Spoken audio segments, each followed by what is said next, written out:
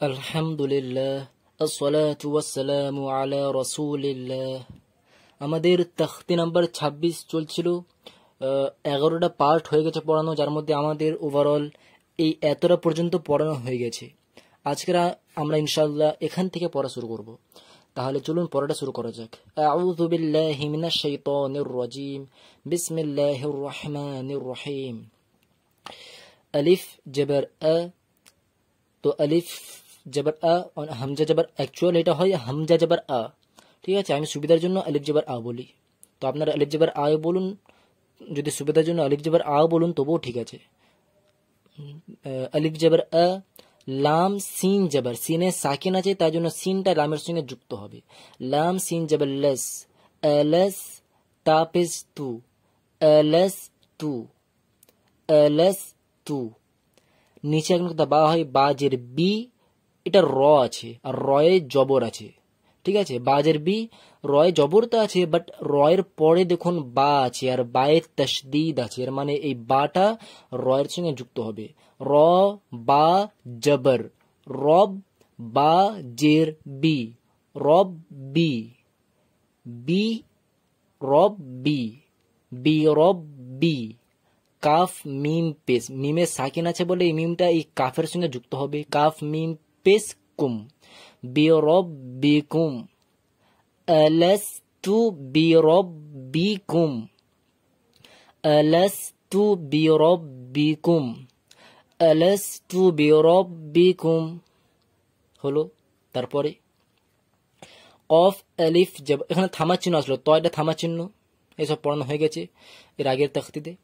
থামা চিহ্ন তো থামলাম, ঠিক আছে। তো কফ, এবার তারপরে কফ আলিফ জবর ক, লাম ওয়াও পেশ লু, কলু। এক আলিফ করে টান দিচ্ছি, আলিফ যুক্ত হচ্ছে বলে, আর এখানে ওয়াও যুক্ত হচ্ছে বলে। কলু, এই আলিফের কোনো কাজ নেই, ঠিক আছে, এই আলিফের কোনো কাজ নেই, আলিফে কিছু নেই, তো তাই জন্য সুবিধা হবে আপনাদের বুঝতে আরো। আলিফের কোনো কাজ নেই, আলিফে কিছু নেই বলে। বা, এটা বা আছে, নিচে এক নুক্তা বা হয়, বায়ে জবর আছে, বা জবর বা, লাম খারে জবর লা, বালা, কলু বালা, কলু বালা। ঠিক আছে, থামার চিহ্ন আসলো, থামছি এখানে। থামার কাজ কি? থামার আগের অক্ষরে জবর জের পে সব উঠে যায়, তাই তো। আপনি ভাবছেন তাহলে জিম, থামার চিহ্ন, থামার আগের অক্ষর তো লাম আছে, তাহলে লামের খারে জবর উঠে যাবে, বাট ভুল। এই থামার আগের অক্ষর লাম নয়, থামার আগের অক্ষরটা হচ্ছে এই ইয়া, দেখছেন, এটা হচ্ছে ইয়া। ঠিক আছে, লাম খারে যাবে লা আছে, লা এর পরে ইয়া আছে, ইয়ায় কিচ্ছু নেই। এই খারে যাবাটা লামের জন্য আছে, ইয়ায় কিচ্ছু নেই, ঠিক আছে। তাই জন্য লাম খারে যাবে লা, এটাই পড়বো। যদি ইয়ায় কিছু থাকতো, জবজের পেশ ইয়ায় যদি কিছু থাকতো, তাহলে হ্যাঁ সেটাকে তুলে দিতাম আর ইয়াটা তার আগের সঙ্গে যুক্ত করতাম। ইয়ায় কিচ্ছু নেই, ঠিক আছে। তো লাম খারে যাবে লা, এটাই হবে। আর একভাবে আমি বলেছিলাম যে যে লাস্ট অক্ষর লাম, তো লাস্ট অক্ষরের পরে যদি আলিফ থাকবে বা ইয়া থাকবে বা ওয়াও থাকলে, এই লাস্ট অক্ষর লামে বা লাস্ট অক্ষর যে কোনো অক্ষর থাকুক না কেন, লাস্ট অক্ষর এক আলিফ টানছে জবরের দিকে। লাস্ট অক্ষরের পরে যদি আলিফ বা ইয়া বা ওয়াও থাকলে, তো লাম, এখন ইয়া আছে তো লামে লাস্ট অক্ষরে জবরের দিকে এক আলিফ টান যাবে, অর্থাৎ লাম জবর কি হয়, লা হয়, তো লা বলে এক আলিফ টান যাবে, লা। এখন যদি এখানে ওয়াও থাকতো তবুও লা এটাই বলতাম, এখন যদি এখানে আলিফ থাকতো তবুও লা এটাই বলতাম। এটা এভাবে আমি বুঝেছিলাম, দুভাবে বোঝানো হয়েছে, দুভাবেই বলে দিলাম, আবার মনে করিয়ে দিলাম। অলু বেলা। তারপর শিন জবর শা, হা দাল জের হিদ, শাহিদ। দাল যুক্ত হচ্ছে, তাই জন্য সাকিন আছে বলে। দাল একটা কলকলা অক্ষর, কফ ত বা জিম দাল, এই পাঁচটা করে কলকলা অক্ষর যখন কারোর সঙ্গে যুক্ত হয় তো কলকলা করতে হয়। কলকলা কি কায়দা যদি আপনারা না জেনে থাকেন, আমার প্লেলিস্ট আছে, সেখান থেকে কায়দাটা দেখে নেবেন, ঠিক আছে। সব কায়দা আছে প্রিভিয়াস, ভালো করে সব কায়দা বোঝানো আছে।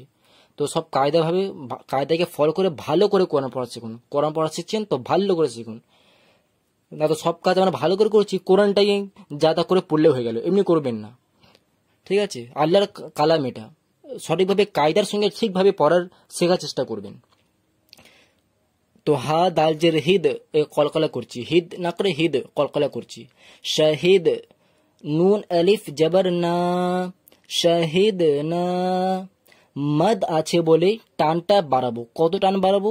মদের পরে এখানে আছে, এখানে তো শেষ হয়ে গেছে, এখানে তো জায়গা নেই বলে এখানে আছে। মদের পরে আলিফ আছে, মদের পরে আলিফ থাকলে 3 হারাকাত টান যায়। এই সব আমার কায়দা পড়ানো হয়ে গেছে প্রিভিয়াস তাখতিগুলোতে। আপনারা না জানলে সেই তাখতিগুলো চেক করবেন, আমার সব তাখতি পরপর আছে, ঠিক আছে। তো মদের পরে আলিফ থাকলে 3 হারাকাত টান যাবে, অর্থাৎ না 3 হারাকাত।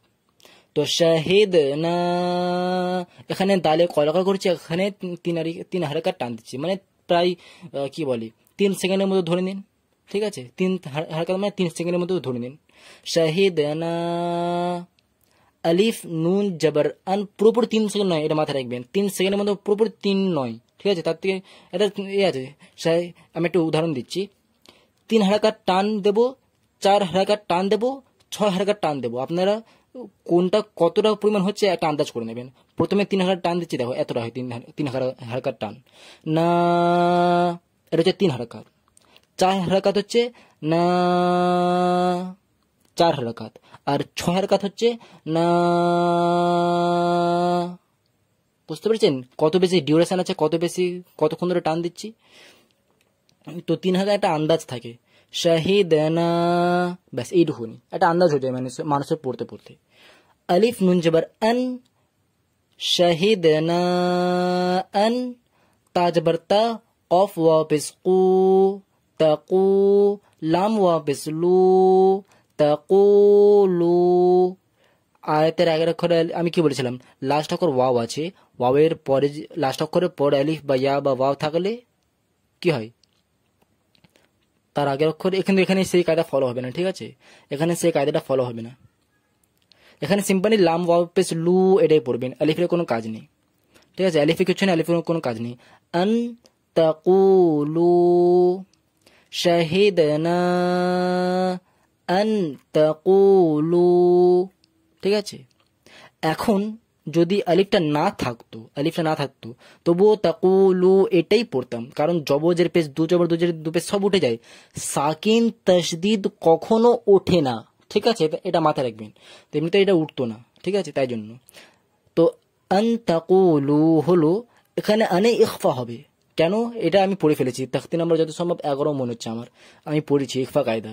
নুন সাকিনের পরে 15টা ইখফা অক্ষর আছে, তা সা জিম দাল দাল জা সিন শিন স ব ত দ ফা কফ কাফ।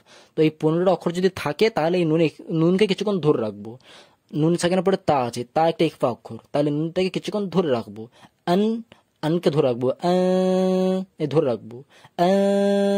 তাকুলু শাহিদনা আন তাকুলু শাহিদনা আন তাকুলু। বুঝতে পেরেছেন? তো আজকের এতটাই থাক, ঠিক আছে।